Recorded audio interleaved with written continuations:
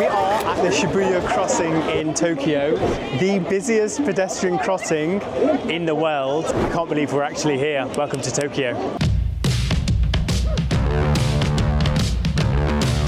This is how we spent 5 days in Tokyo. We explored hidden bars in Shinjuku, feasted on flying sushi in Shibuya, stepped into the ring with sumo wrestlers, wandered through temples in Asakusa with cherry blossoms, and even drove Mario Kart through the neon streets. Oh, and a lot of matcha along the way.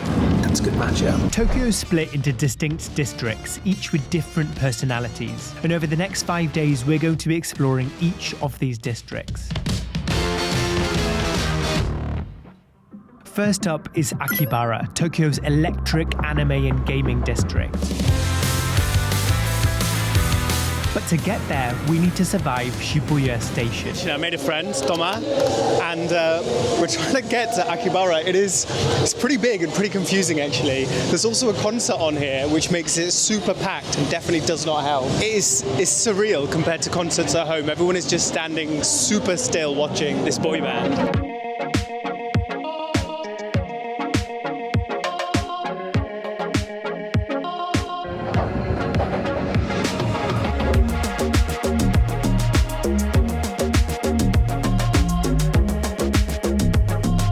Incredibly confusing to get here, but we finally made it. And next stop, something to eat. We found a vegan restaurant. I pointed the menu and out came a platter with crispy soy karaage, miso, pickles, and this nutty brown rice with atsuki beans. This looks incredible. Considering I was told you're not going to eat anything as a vegetarian in Japan, I feel like this is a good start.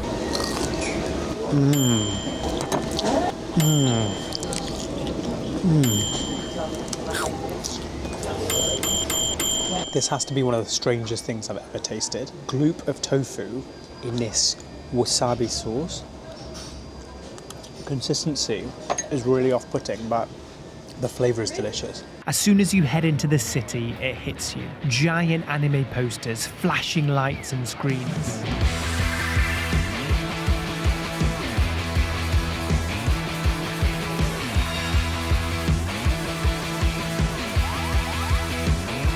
This is ridiculous. I've never seen so many claw machines in my entire life. Our next stop is an absolutely massive one. We are at Akihabara Radio Kaikan, a giant department store-like thing. If you were looking for a retro game or some kind of anime figure, this is definitely the place for it. There are rows and rows and rows of them. You can even buy the Dragon Balls from Dragon Ball Z. If I was a kid, I would absolutely buy this.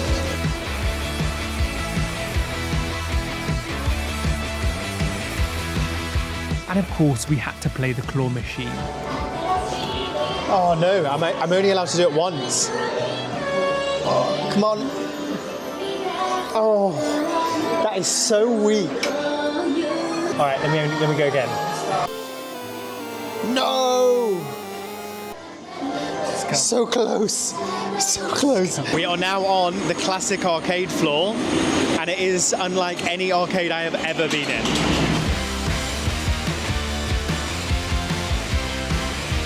And then we checked out Super Potato, stacked with retro tech, old gaming consoles and cartridges, game consoles that I haven't seen in over a decade. Just wandering these shelves as a nostalgic throwback to a time that was. For 60,000 yen, you can buy an original Game Boy Light. That is the one before the colour came out. 60,000 yen for a Game Boy? Steal. Good morning from Tokyo. Start the morning with 7-Eleven special acai, which tastes absolutely delicious. These are so good and so cheap. I'll show you how we do these a little bit later.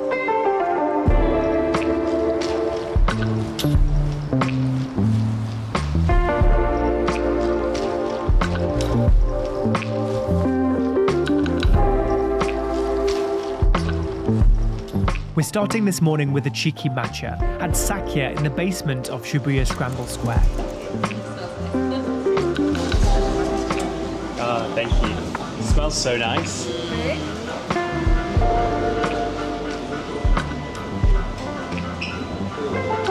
That smells amazing. Arigatou gozaimasu. Thank you so much, guys.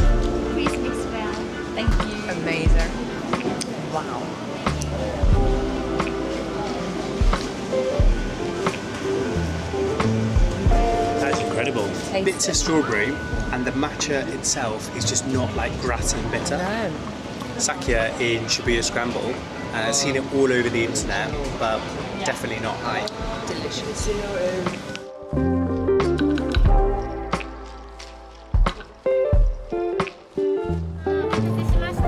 Arigatou gozaimasu. There's the cube bread.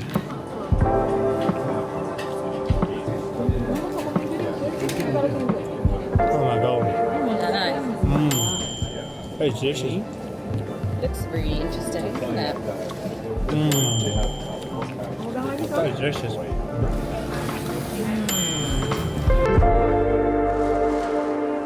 Just next door is the famous Shibuya Crossing, right outside of Shibuya Station.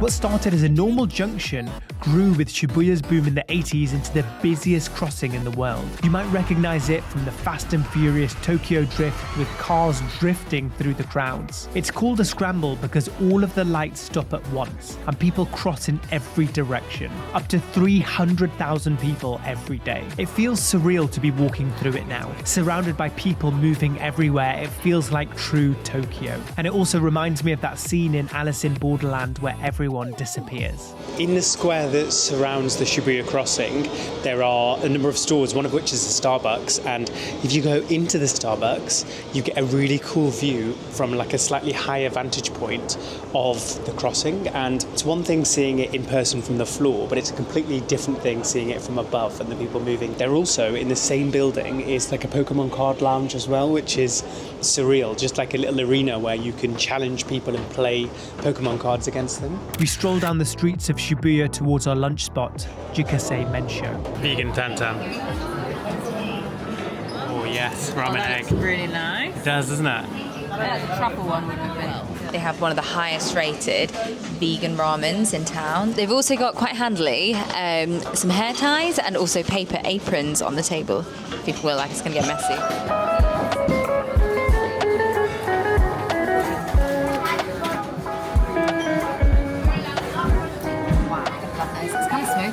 Sam's gone for the apron as well.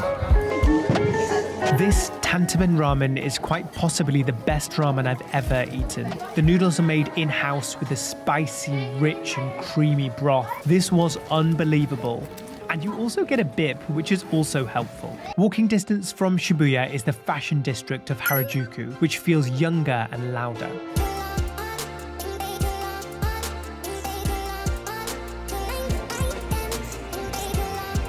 You're now on the streets of Harajuku, famous for street food and animal cafes, among many other things. And we're heading to Me Pigs. You sit down inside and suddenly there are tiny pigs everywhere. Oh, this is quite right, isn't it? Hi, Mr. Pig. They look so cute. Look at his little tail. No. Oh. I've now got a lap full of pigs. They've just come and then they're just chilling now. And once one comes, the rest follow. And before you know it, you've got an army of pigs. I've got 6 pigs on my lap.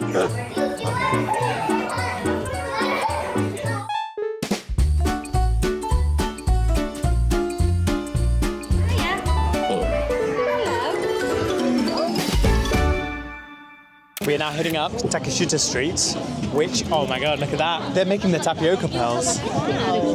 Daily fresh handmade pearl. Yeah, I don't think I've ever seen them making the tapioca pearls before. In the UK, we never get like fresh boba like that. No. But to see it being made is pretty crazy. Yeah. You can really feel the energy here. It's an absolutely buzzing spot with loads of really interesting shops and food stalls either side. Our food crawl of Takeshita Street takes us here to Strawberry Fetish, famous for candied strawberries on a stick.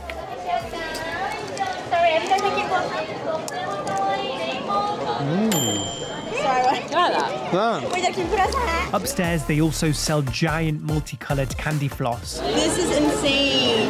Look, and it has the little bouncy action Yeah. going on. It almost looks like a hat, doesn't it? You could definitely wear that. Giant potato sticks and cheese sticks, and even multicolored sandwiches. Dip me banana was my highlight. And this might sound really simple, and it is, but they took this banana, covered it in chocolate, and topped it with cornflakes and sprinkles. This looks so nice. This looks so much nicer than the strawberries, doesn't I it? think the strawberries is a bit of a hype.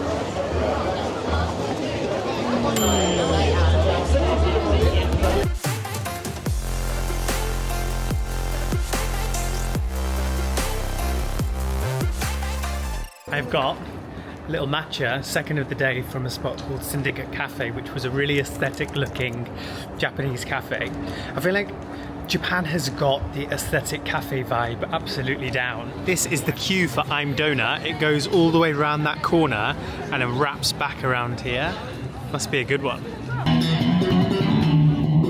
The park opposite towards Meiji Jingu feels like a different world. You're now entering Yoyogi Park. It has these giant gates which surround its entrances. Even just coming into it, away from the busy streets of Harajuku, which was super busy, you can already feel how peaceful and quiet it is. There's a row of colourful sake barrels lining the path, donated by breweries across Japan as offerings.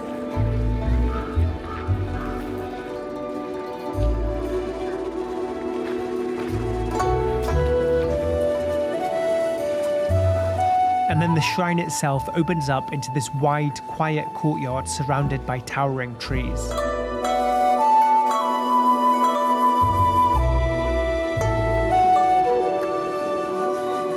This is a Shinto shrine. Shinto is Japan's oldest religion, dating back to 300 BC. There's a strong belief in spirits, or kami. It's dedicated to Emperor Meiji, who pushed Japan into the modern era, and it truly feels calm and peaceful with the giant trees in the courtyard. To pay your respects at the main shrine, you put a small number of coins inside the donation. You bow twice, clap twice, and then bow once again. And if you're standing around, you can see locals coming here to pay their respects in this way. At a lot of these shrines are omakuji. These are fortunes. You pay a coin, shake a box, pull out a stick with a number, and that number corresponds to the fortune that you collect. Good fortunes stay with you, and bad ones don't, so you tie them up and they don't come true.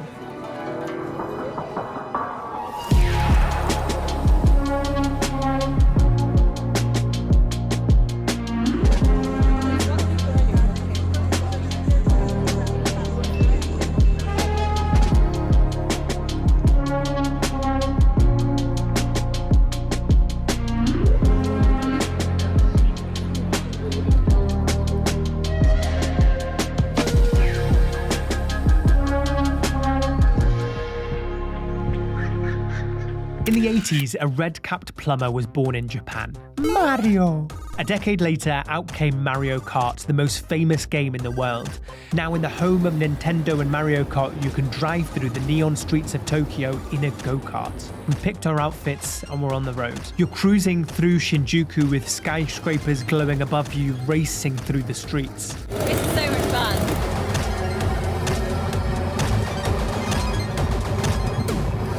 Driving through Harajuku.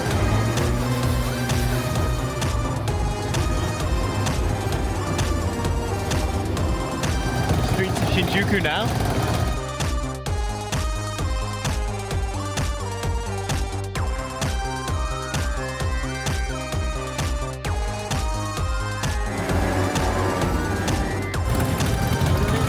We are at the world's busiest crossing, dressed as anime characters, riding go-karts. What a ridiculous place. And wound through the tiny back streets of Tokyo. It actually felt like we were inside a video game. What a cool way to experience the city. Really cool. I think it was way better than I thought it was going to be. I wasn't too sure what it was going to be like, but 10 out of 10 recommend. That was so much fun. And also, booking it at night was really good. You get to see all the Tokyo lights in the night.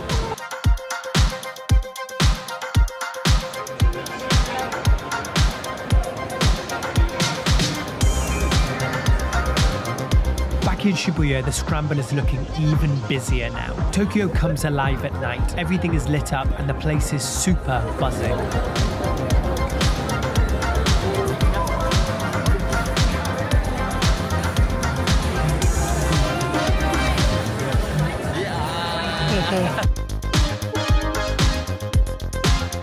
Is the sister brand of Uniqlo, and we're really desperate to go to the shop because we can't get this in the UK. It is only in Tokyo. After some shopping, we're having dinner at a standing sushi bar.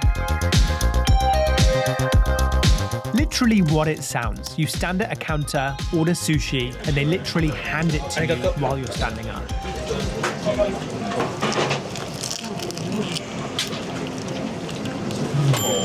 It feels cozy and authentic with delicious food and a great way to try just a couple of pieces.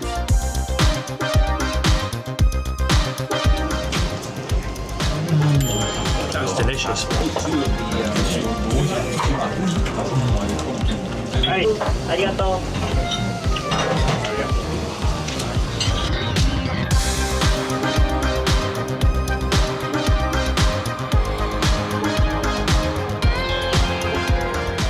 We finished the night with a 7-Eleven creme brulee. I mean, I've not been showing you this, but we've been having this every night because it is the best ice cream ever. Step one, as always, is a coffee. We are in a bit of a rush, as per usual, so we're getting a little coffee at a place called Angkor, which is just next to where we're staying in Shibuya.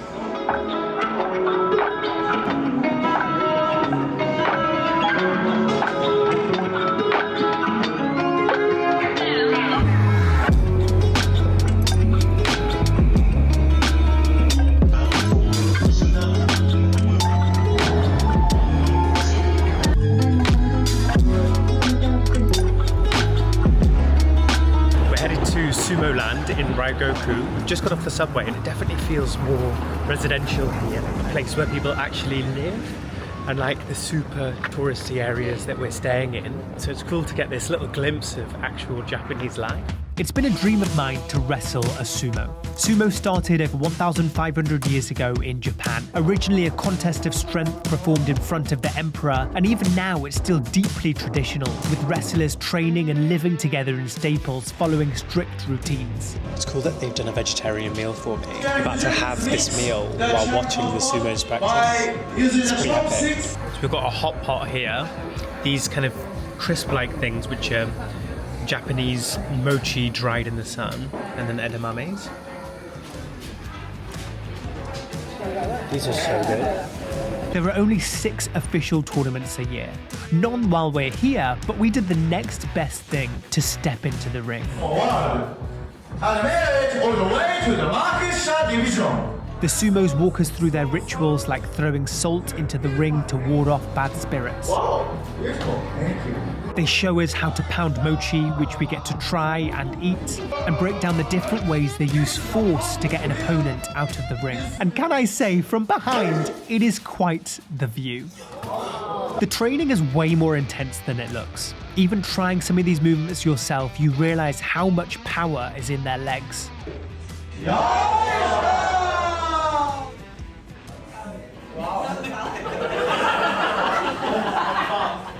Have you ever tried to push a brick wall? Well, that's what it feels like.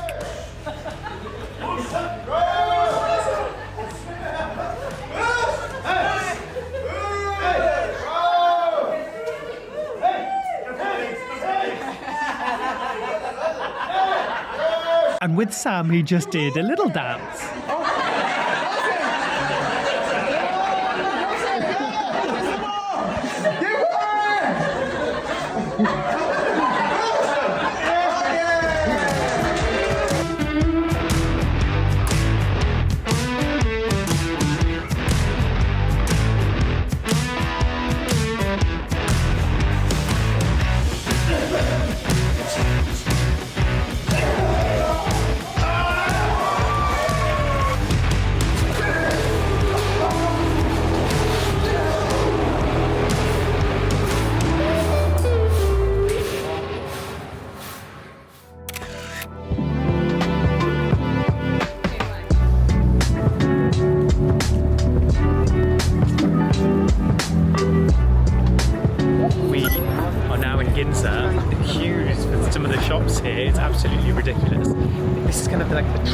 high-end boutique space in Tokyo. All of the luxury brands you can find here. Onitsuka Tiger is the Japanese predecessor to Nike. Tigers were distributed in the US before being rebranded to Nike.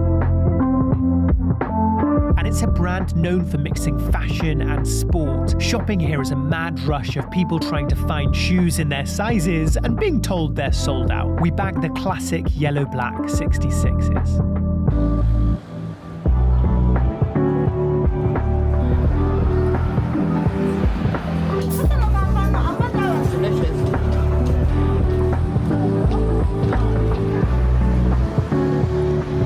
So we've come to the flagship store, Uniqlo.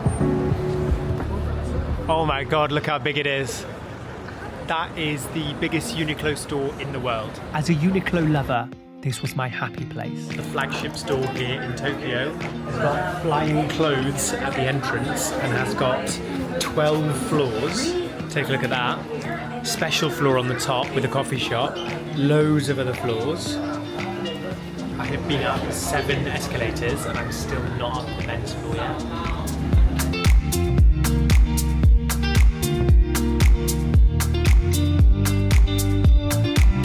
This bag is getting mighty full. There is even a section where they'll measure you up and make anything you want to your size.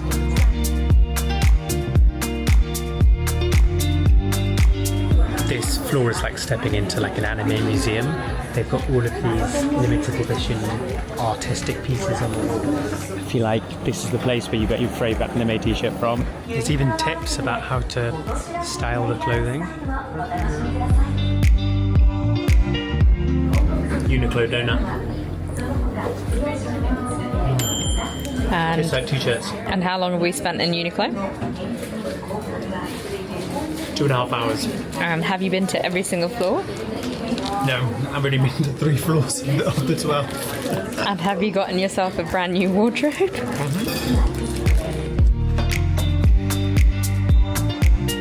How much stuff do we buy from Uniqlo?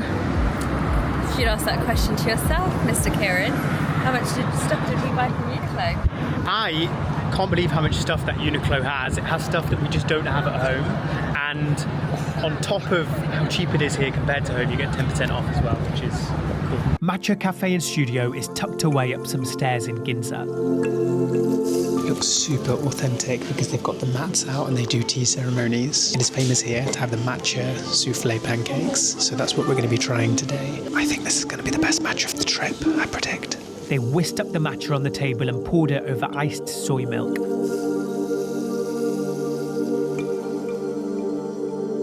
This was amazing matcha.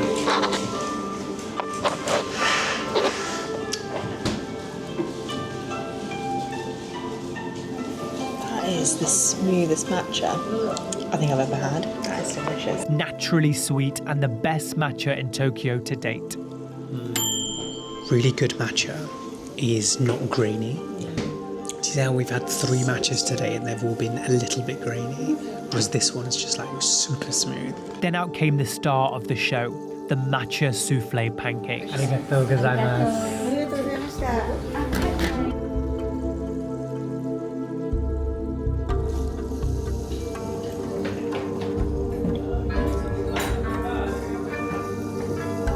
That is amazing. They are light, sweet and delicious, covered in a Moorish matcha vanilla cream. Matcha isn't the only thing that Japan has perfected. I'm actually speechless. Nearby we picked up another famous Japanese street snack called yakimo. We're now heading to Tsubuyaki Imo, which is basically a place where you can just get plain sweet potatoes, but they bake it in a specific way, and it's meant to bring out the sweetness of the potatoes.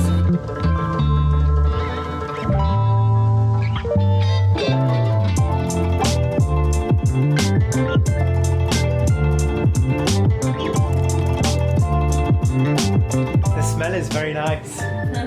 This is cold, this is hot. Okay. But another item, tsubo. How long do they stay inside here? 4 hours? And this is like a traditional Japanese way of cooking? Tsubo. Subo. Tsubo. In Tsubo is pot. is the pot. Batteries on red. The whole potato. Smells nice.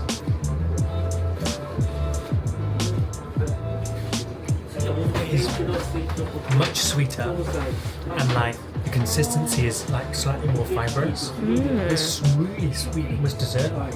The inside goes gooey and soft, and it's a potato but tastes like caramel. Shinjuku is Tokyo's skyscraper and nightlife district, and it's home to Omoide Yokocho, also known as Piss Alley. A bit of a strange name for a tourist attraction, but post-war, so in the 40s, when drinking culture became a thing here, it became a strip of tiny bars serving alcohol. They didn't have enough space on this strip because all of these bars are so tiny to have a toilet. People used to just do their business in the alley, which is where it got its name, Piss Alley, and I think we are truly in Shinjuku now. The alley is now famous for yakitori, these skewers, and on either side these tiny restaurants seat less than 10 people each.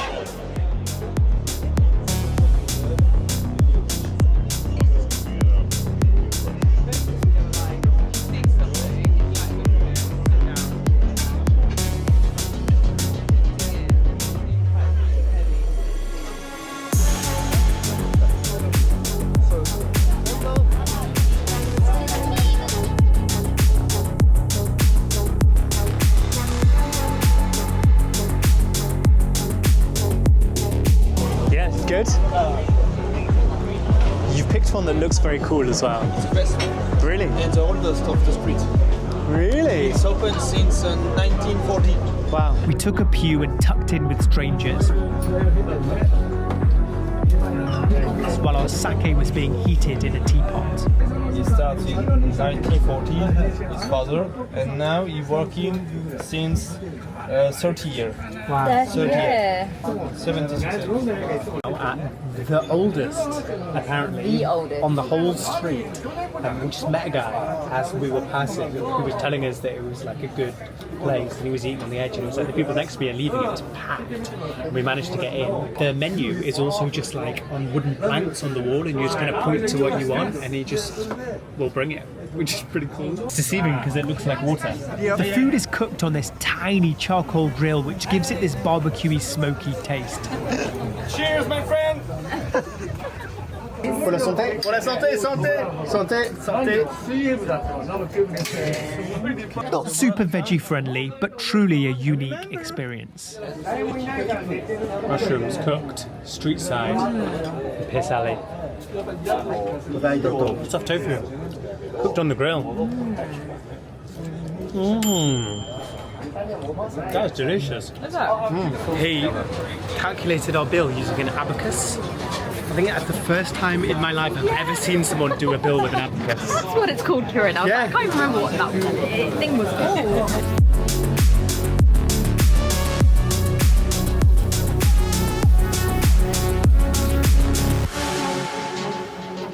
Kabukicho in Shinjuku is the Tokyo you imagine before you come here. Neon lights everywhere, crowds moving in every direction, and everything just buzzing. And this in Kabuki is called Godzilla Road because the little Godzilla head is popping its head out at the bottom of the street. That is really cool actually, isn't it? This is like typical Tokyo. When you imagine being in Tokyo, you imagine this. We're stopping for gyoza at Kakekomi Gyoza. I was basically looking for a vegetarian gyoza. This is the spot that I found. And it has so many vegetarian or vegan options. I am very excited for it after seeing so much meat strips on the strip we were just on. That is huge. Whoa.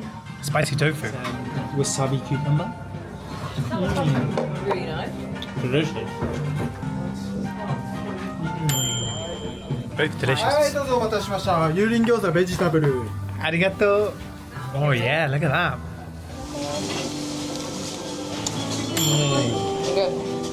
That is amazing. Honey mustard vegan gyoza in Tokyo, Shinjuku. I bet you're gonna like that one more. You like that one more, don't you? Yeah. I think that's the best gyoza I've ever had. Really? Yep.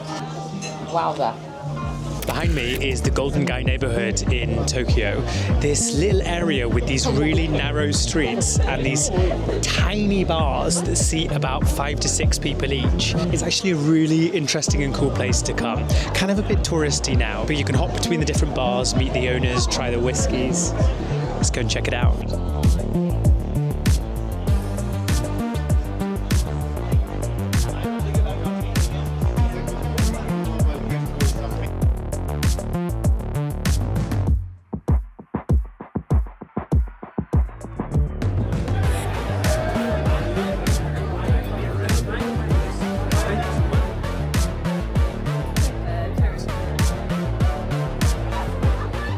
I really like the concept of these tiny bars.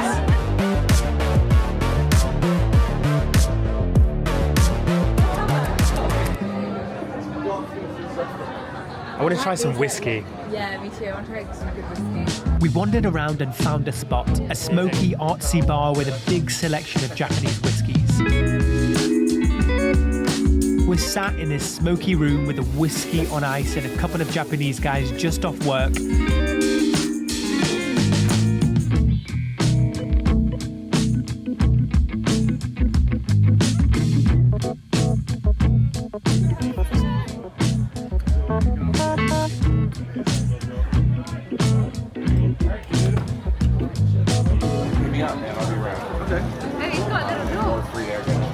Before we came here was a bit like, I don't know what this is going to be like, I don't know if it's going to be very touristy, but actually this is a must do. It feels like you're having a drink at a friend's house, that's what it feels like, that you've stepped into his home and he's serving you drinks, and they really are very meticulous about the way they do their drinks here too. Coffee number 1 and matcha number 1 from High Coffee Hey Herb. And do you know when you go into a place and you can tell that they're doing it properly? That was definitely this place. Yeah. This is one of the best coffees of the trip, I think. And we're navigating the rail lines to get to Asakusa, a glimpse of Tokyo's past and life before the skyscrapers. This is the oldest temple in Tokyo, and the story starts with a tale of 2 fishermen. Legend says in 1628 AD, these 2 fishermen pulled a statue of goddess Kannon out of the Samudra River. They kept throwing it back, but it kept coming back to them. The people took it as a sign, and this temple was built on the spot. In the lead up to the temple is this parade of shops, and it is actually really aesthetic. These little shops at either side is blossoms hanging overhead.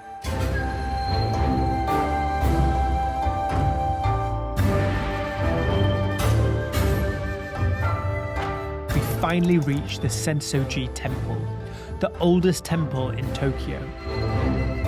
Around the impressive entrance and through the cherry blossoms lies the main courtyard. It's a big incense burner. If you waft the incense towards your head, that's for wisdom.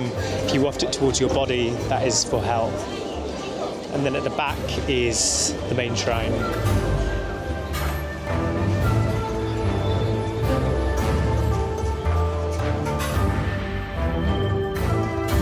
We picked up another fortune, and it's one to tie to the rail.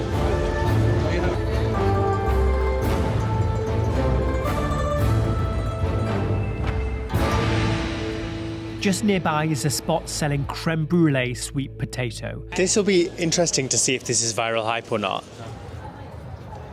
Oh my god. It's kind of savoury as well at the same time, which balances out that sweetness. A crazy combination, but so delicious. We are at February Kitchen in Asakusa, here for the coffee and also for the Japanese omelette. We've now had Japanese omelette this trip, have we? We've not had much eggs this trip either, actually. So we've come in to check that out. And it looks super smooth, that does. Very smooth.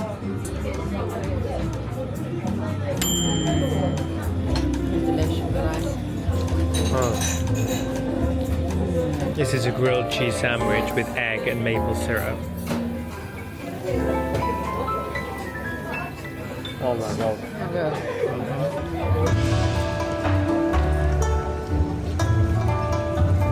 What's interesting, because this is like old style Japan, is there are lots of people in kimonos and lots of tourists as well who hire kimonos to come around here, walk around and take photos.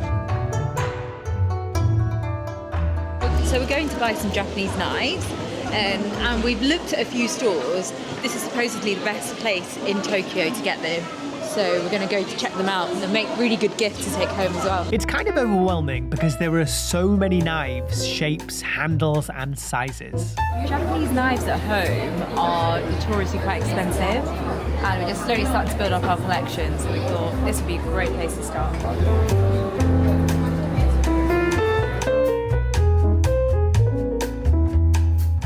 Amazing, isn't it? Can you see all the layers in that? Wow. Handmade. Handmade. Yeah. Wow.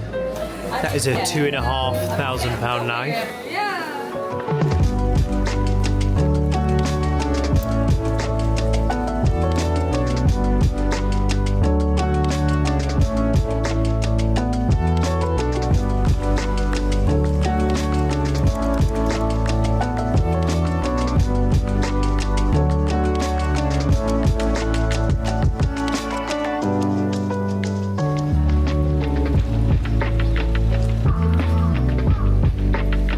In Shibuya, we make one last attempt at Shibuya Sky. It's still raining and the rooftop is closed, but we decide to go up anyway. And even inside, the view is something else, with the rainy view of the Shibuya Crossing and Tokyo from above. Today we managed to get cancellation sunset tickets because the weather was bad, and we decided we're just going to do it anyways.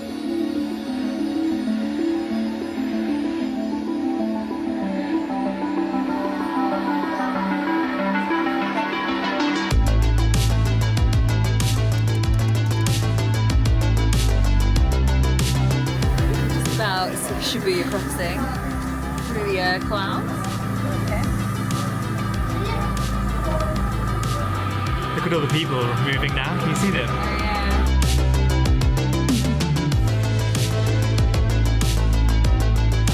So I think yes, almost certainly would have been better if it wasn't cloudy. However, that being said, looking at the positives, to come up here when it is this quiet is pretty special, actually. We've got loads of space to kind of move around and be wherever we want.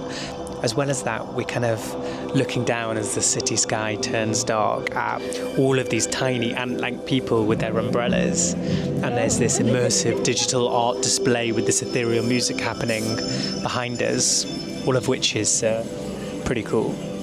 Even a DJ spinning in the corner. On level ground, it's sushi time. This time, instead of standing sushi, we're at Yoyogi, a conveyor belt sushi spot. That was so efficient, wasn't it? It's Yo Sushi to shame. Like, look how fast these are going. Forget the food, it is cool just seeing sushi fly past you. You order on a tablet, the food arrives on these plates that stop next to you. That is the fastest sushi I've ever seen. Yeah. I'm still deciding. Oh, my ginger. My ginger is here.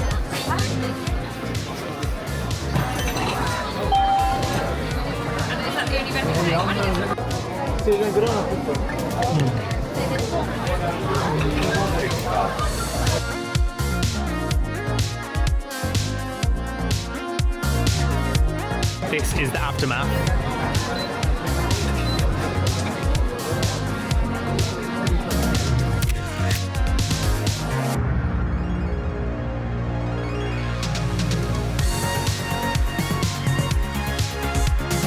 A little stroll through the Pokemon store, which has an actual life-sized Mewtwo. And the Nintendo store on the way home, and you can sense that there's an infinite number of things to do in this city. Wow.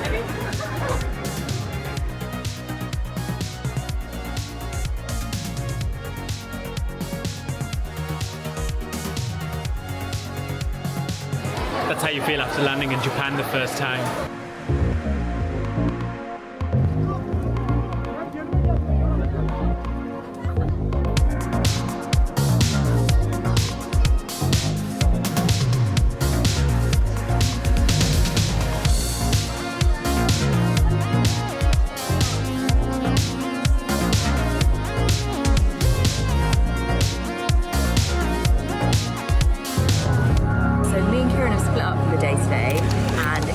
Another rainy day in Tokyo. So I've come fairly nice and early to the Tsukiji fish market, which is really famous for local seafood produce. I'm meant to get some really nice sushi out here, so come try sushi with me. This place is packed with street food, sushi counters, and some of the freshest seafood. First, these incredible grilled scallops with butter, this aesthetic omelette stick, and the highlight, the most famous tuna stand. The best tuna sushi I've ever had. Literally melts me around. It was all washed down with a little hojicha, later at the matcha stand, maruni. Meanwhile, I'm having an aesthetic solo brunch at Sugaring.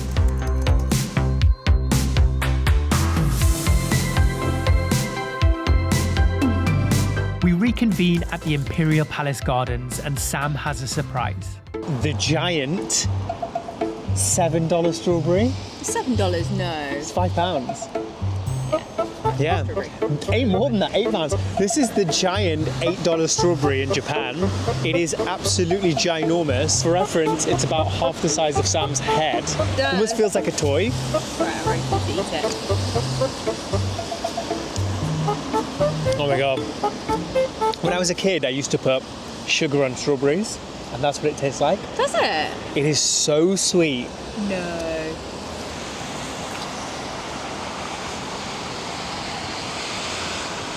That is so sweet. I think that's the sweetest fruit I think I've ever eaten. I'm not sure about $10, but definitely worth trying once.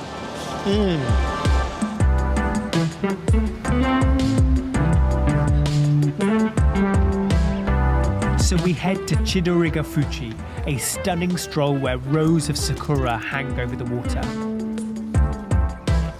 This is where you come to boat around the moat, and normally there's loads of blossoms sort of lining the moat. I think we're a little bit early, there's a few blossoms coming out, but it still looks amazing.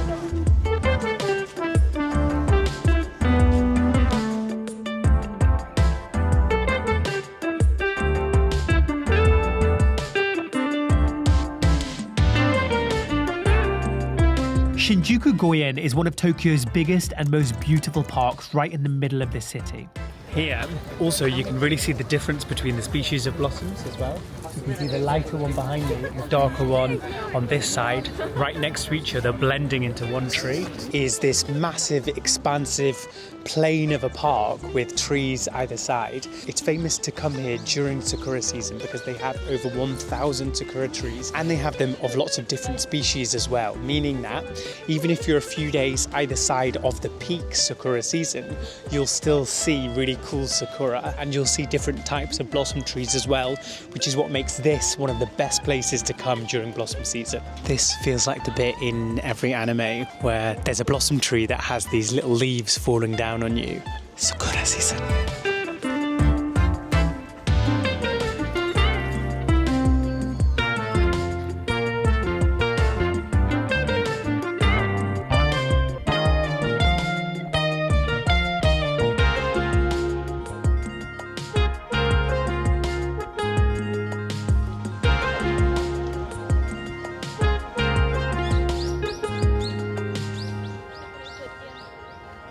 There is a security robot terminal. I have no idea what it's doing. It's patrolling. The security robot is patrolling.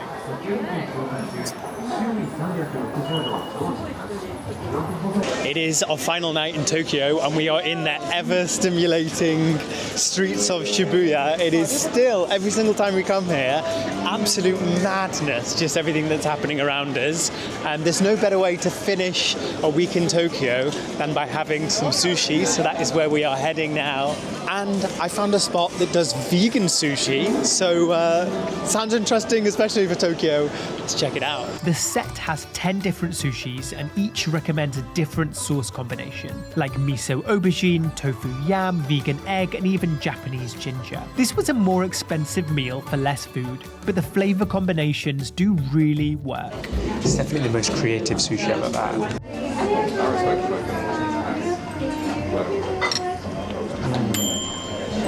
That's delicious.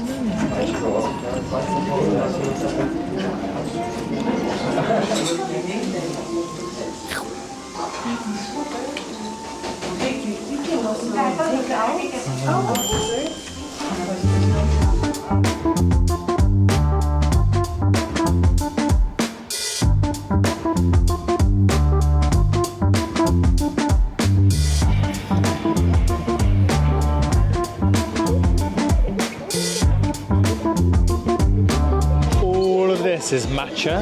We're on a hunt for the weirdest Kit Kats that you can find in Japan. We've come to Don Quixote, this overwhelming, overstimulating store that has literally everything, and look what we found.